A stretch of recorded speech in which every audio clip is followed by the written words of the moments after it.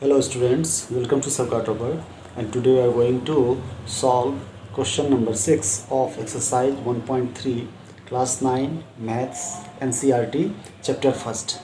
So let's start. So here solution is here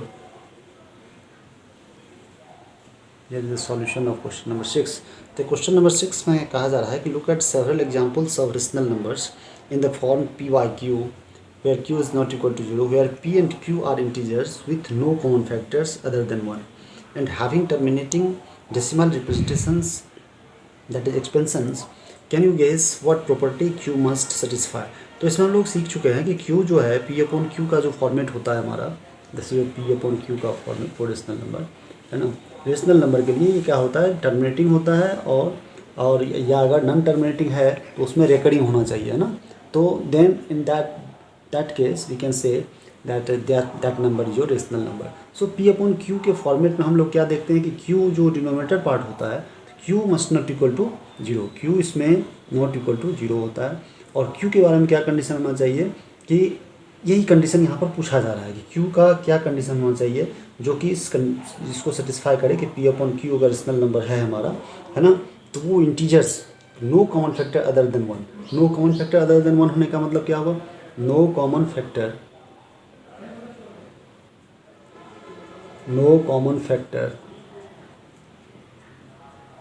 other than 1. यही बताता है कि that means p and q are coprimes, p and q are coprimes, है ना, coprime number. Okay, so this is the fact. तो यहाँ पर ये चीज़ करना है कि आपको ये समझना है कि सॉल्यूशन में हम तो एक सिलसिलेवार ढंग से लिखते चलते हैं. क्या लिखना है यहाँ पर कि अब जिस तरह से ऑब्जर्व करते हैं कि 2 का जो मल्टीपल्स हैं या 5 के जो मल्टीपल्स हैं ना, उस तरह से हम 5 का मल्टीपल या 2 के मल्टीपल को देखते हैं. वी ऑब्जर्व दैट, इस तरह से करना है, वी ऑब्जर्व दैट जैसे कि व्हेन q इज़ 2 का मल्टीपल है 5, फिर 8 आ गया या 10 हो गया, ये 5 का मल्टीपल भी हो गया, है ना, डैश देन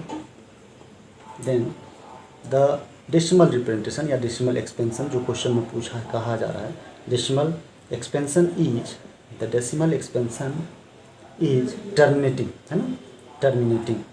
ये कहने का मतलब है टर्मिनेटिंग कैसे हुआ, मतलब कहा जा रहा है कि अगर इसमें दैट व्हेन q जो है यहाँ पर डिनोमिनेटर में है, अगर q 2, 4, 5, 8, 10 इस तरह से आता है तो जैसे ही डिनोमिनेटर में इस तरह का टर्म आपको मिलेगा तो आप सर्टेन हो जाओ अपने आप में कि that decimal expansion is your terminating one. किस तरह से होता है, जैसे कि 1/2 करते हैं, सपोज 1/2 किए, ये 1/2 कितना होता है, 0.5 हो जाता है ना, 0.5 हो जाता है. तो डिनोमिनेटर इस केस में डिनोमिनेटर क्या हो रहा है हमारा, इस केस में जो डिनोमिनेटर हो रहा है वो डिनोमिनेटर क्या है हमारा, q जो है वो that is equal to 2 raise to power 1, 2 पर पावर 1. फिर अगर 7/8 करते हैं, अगर 7/8 करते हैं तो ये हो रहा है आपको 0.875. तो यहाँ पर डिनोमिनेटर क्या आ रहा है हमारा, हियर योर डिनोमिनेटर q जो है हमारा 2 to the power 3 हो रहा है. ओके, इसी तरह से अगर 5 के केस में हम ले, 5 अगर डिनोमिनेटर में हो, सपोज करो 4/5, अगर 4/5 कर दिया तो ये कितना आ रहा है हमारा, 0.8 आ रहा है. ओके, 0.8 आ रहा है. इस केस में डिनोमिनेटर क्या हो रहा है हमारा, इस केस में जो है डिनोमिनेटर आ रहा है हमारा, इस केस में डिनोमिनेटर हमारा कितना आ रहा है, q इज इक्वल टू 5, यहाँ पर 5 आ रहा है ना हमारा, this q is equal to 5 raise to power 1. तो इस तरह से हम क्या देखते हैं, इसमें लॉजिक क्या होता है, लॉजिक ये होता है टर्मिनेटिंग होने में q जो होना चाहिए आपका, q को आप किसी भी तरह से 10 के पावर्स में, है ना, 10 के पावर्स में, पावर्स ऑफ 10 में कन्वर्ट करना है. 10 का कोई भी पावर अगर आ जाए, है ना, इस तरह से q को कन्वर्ट करना पड़ता है कि 10 के किसी भी पावर्स में आ जाए, 10 का पावर कोई भी सा पावर आ जाए, सपोज x कोई सा पावर है ना. तो यहाँ पर हम लोग वही चीज़ देखते हैं, अगर सपोज करो 2 और 5 रहता है, 2 और 5 या 2 और 5 का मल्टीपल होता है उसमें, तो क्या करते हैं कि 2 वाले को हम 5 से मल्टीप्लाई कर लेते हैं. या अगर सपोज करो 8 है ना, तो 8 के पीछे टर्मिनेटिंग होने का लॉजिक क्या है, 8 के पीछे क्या लॉजिक है, इसके 8 के पीछे ये है कि अगर 8 आ रहा है तो 8 को अगर हम मल्टीप्लाई करेंगे, सपोज करो कि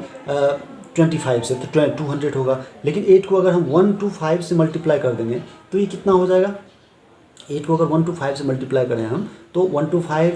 4 टाइम्स 500 होता है, फिर 8 टाइम्स कितना हो जाएगा, दैट इज़ योर 1000, ये 1000 हो जाएगा। ये क्या हुआ, 10 के पावर्स में कन्वर्ट हो गया, that is your 10 to the power 10, 10 के पावर्स में कन्वर्ट हो जाना। यही फैक्ट है इसका कि इस तरह से हम लोग ऑब्जर्व करते हैं कि जब भी डिनोमिनेटर इस तरह से आएगा 2, 4, 5, 8, 10, 2 का कोई मल्टीपुल या 5 का कोई भी मल्टीपुल आ जाए, तो मल्टीपुल आने के मतलब क्या हुआ, उसको फिर आप सिंगल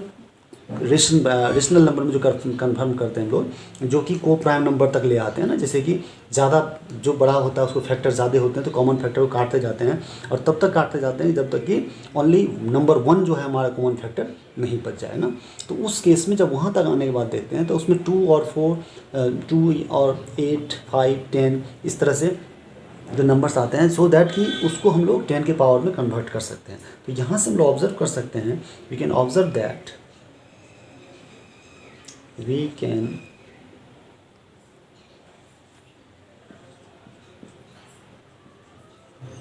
observe that the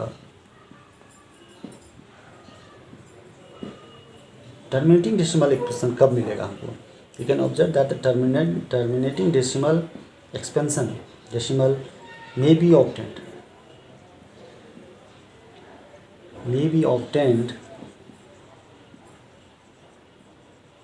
किस सिचुएशन में, in the situation where prime factorisation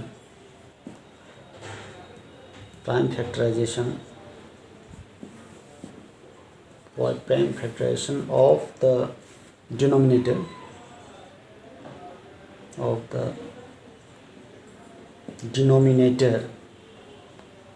of the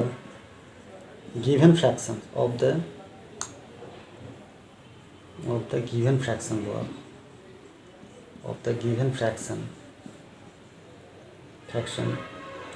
has power of either 2 or only 5 or both.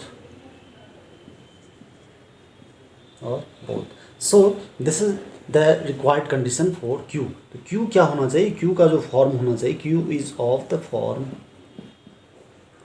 form 2 to the power m into 5 to the power n, इसी form को follow करेगा, then that rational number is your terminating one.